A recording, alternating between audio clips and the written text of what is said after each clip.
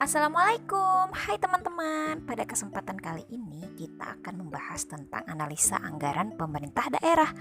Nah, sebelum kami membahas lebih lanjut mengenai materi, izinkan saya memperkenalkan anggota kelompok terlebih dahulu. Anggota yang pertama ada Andika Junianto, anggota yang kedua ada Indi Satya Prabowo, dan anggota yang ketiga ada saya sendiri, yaitu Rana Amira. Nah, berikut adalah pengertian analisa anggaran pemerintah daerah. Yang pertama, anggaran. Anggaran dalam arti sempit meliputi rencana penerimaan dan pengeluaran dalam satu tahun saja. Penganggaran atau budgeting merupakan aktivitas mengalokasikan sumber daya keuangan yang terbatas untuk pembiayaan belanja organisasi yang cenderung tidak terbatas.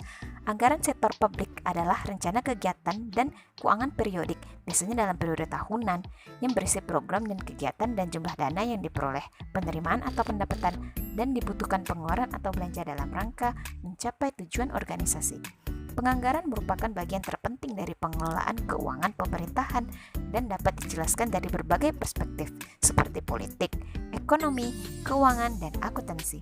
Pada era otonomi saat ini, anggaran merupakan inti dari pengelolaan keuangan daerah yang diurus secara mandiri, sehingga aktivitas perencanaan, pelaksanaan, penatausahaan, pertanggungjawaban, dan pengawasan semua terfokus pada penganggaran. Nah, selanjutnya ada anggaran pendapatan dan belanja daerah atau APBD. Menurut Permendagri nomor 21 tahun 2011, APBD adalah rencana keuangan tahunan pemerintahan daerah yang dibahas dan disetujui oleh pemerintah daerah dan DPRD, serta ditetapkan dengan peraturan daerah. Anggaran pendapatan dan belanja daerah atau APBD ditetapkan berdasarkan peraturan daerah, sejalan dengan tujuan bernegara dan juga konsisten dengan APBN. Dilansir dari situs resmi Kementerian Keuangan, APBD harus dibuat menyesuaikan rakyat. Artinya, manfaat pengelolaan keuangan daerah harus dirasakan oleh masyarakat sebesar-besarnya dan semaksimal mungkin. Oke, di part selanjutnya akan dijelaskan oleh rekan saya, Indi. Komponen APBD terdiri dari 3 bagian, yaitu pertama adalah pendapatan, yang kedua adalah belanja, dan yang ketiga adalah pembiayaan. Unsur APBD terbagi oleh 5 bagian. Yang pertama, 1. Rencana kegiatan suatu daerah beserta uraiannya secara rinci. Yang kedua, adanya sumber penerimaan yang merupakan target minimal untuk menutupi biaya terkait aktivitas tersebut. Yang ketiga, adanya biaya yang merupakan batas maksimal pengeluaran yang akan dilaksanakan. Yang keempat, jenis kegiatan dan proyek yang dituangkan dalam bentuk angka. Dan yang kelima, periode anggaran yang biasanya 1 tahun. Berdasarkan Undang-Undang Nomor 32 Tahun 2004 Pasal 157, sumber pendapatan maupun juga penerimaan daerah terdiri dari pendapatan asli daerah atau PAD, 2.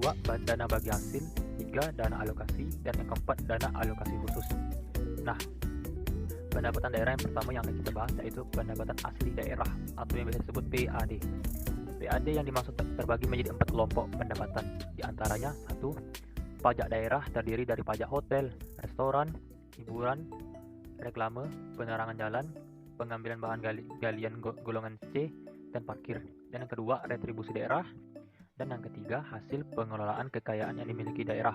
Nah, hasil pengelolaan kekayaan yang dimiliki daerah dipisahkan menjadi 3 bagian, yaitu 1. Bagian laba atas penyertaan modal pada BUMD, 2. Bagian laba atas penyertaan modal pada perusahaan BUMN, dan yang ketiga, bagian laba penyertaan modal pada perusahaan swasta. Dan yang keempat, PAD lainnya yang sah berasal dari lain-lain milik Pemda. Misalnya hasil penyerahan daerah yang dipisahkan, jasa giro, pendapatan bunga, penerimaan atas tutup ganti rugi daerah, dan yang lainnya. Nah, nilai 7 yaitu dana bagi hasil atau yang bisa disebut DBH. Nah, menurut PP nomor 55 tahun 2005 pasal 19 ayat 1, dana bagi hasil atau DBH terdiri atas pajak dan sumber daya alam.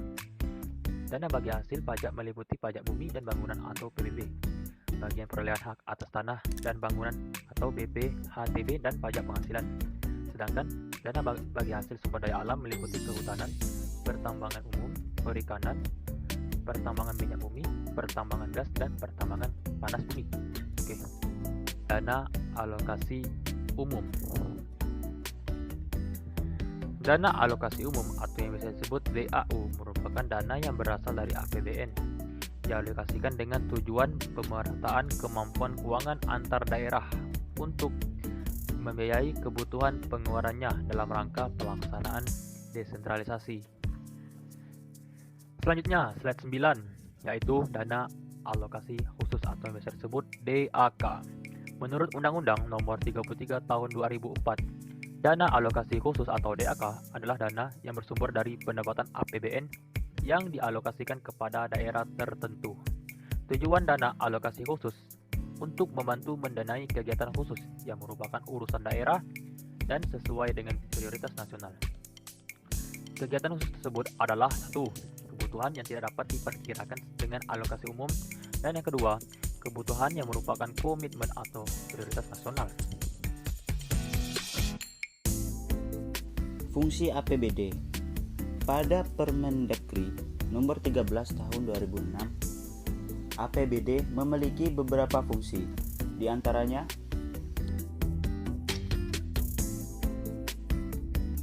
fungsi otorisasi. Yang dimaksud fungsi otorisasi di sini adalah APBD bisa melaksanakan pendapatan dan belanja daerah di tahun bersangkutan. Fungsi perencanaan. Yang dimaksud fungsi perencanaan di sini adalah APBD menjadi sebuah pedoman bagi manajemen dan dalam hal merencanakan sebuah aktivitas atau kegiatan pada tahun yang bersangkutan. Fungsi pengawasan. Yang dimaksud fungsi pengawasan di sini adalah APBD menjadi sebuah pedoman untuk bisa menilai apakah aktivitas penyelenggaraan pemerintah daerah sesuai dengan ketentuan yang ditetapkan. Fungsi alokasi. Yang dimaksud fungsi alokasi di sini adalah APBD diarahkan untuk bisa menciptakan lapangan kerja maupun mengurangi pengangguran, serta meningkatkan efisiensi serta efektivitas perekonomian. Fungsi stabilitasi. Yang dimaksud fungsi stabilitasi di sini adalah APBD menjadi alat untuk memelihara dan mengupayakan keseimbangan fundamental perekonomian pada suatu daerah. Oke, balik lagi ke aku ya teman-teman. APBD disusun sebagai pedoman pemerintah daerah dalam mengatur penerimaan serta belanja. Berikut beberapa tujuan APBD diantaranya. 1. Membantu pemerintah daerah mencapai tujuan fiskal. 2. Meningkatkan peraturan atau juga koordinasi tiap bagian yang berada di lingkungan pemerintah daerah. 3. Mencapai efisiensi terhadap penyediaan barang dan jasa. Nah, ini yang terakhir nih teman-teman, menciptakan prioritas belanja pemerintah daerah. Nah, pada slide ini terdapat contoh kasus tentang APBD yang kita dapatkan. Judul kasus atau artikelnya adalah Kasus Suap APBD, KPK panggil Kepala Bapeda Tulungagung. Jika teman-teman ingin mengetahui lebih lanjut tentang kasus ini, silahkan klik link berikut.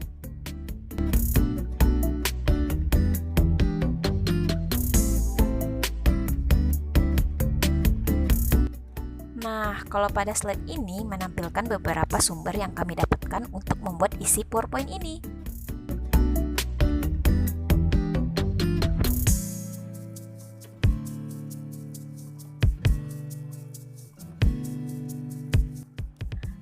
Oke, sekian dari presentasi kami. Kurang dan lebihnya mohon dimaafkan. Kami harap teman-teman dapat memahami apa yang sudah kami paparkan. Jika ada pertanyaan atau masih ada yang kurang jelas, silahkan hubungi salah satu anggota kelompok kami atau tulis pertanyaan kalian di kolom komentar. Terima kasih.